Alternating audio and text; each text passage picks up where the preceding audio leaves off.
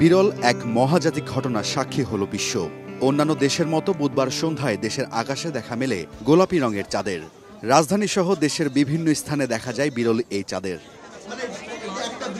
বিভিন্ন স্থানে ছাদে উঠে এই মনোমুগ্ধকর দৃশ্য উপভোগ করেন অনেকে।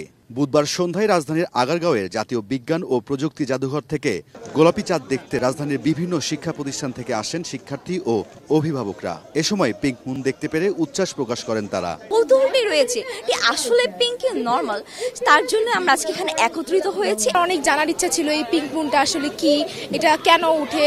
গোলাপি চাঁদ ক্যাম্পে গোলাপি চাঁদের ইতিহাস সম্পর্কে স্পষ্ট ধারণা পান শিক্ষার্থীরা। যেমন পিঙ্ক মুনটা আছে একটা নর্থ আমেরিকার একটা কালচার।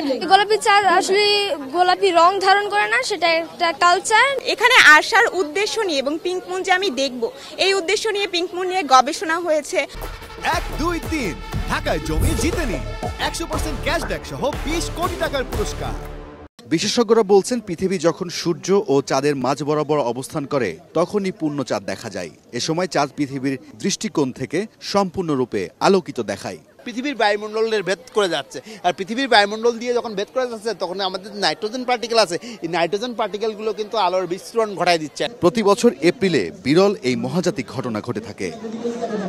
রায়দুল ইসলাম শুভ, সময় সংবাদ, ঢাকা।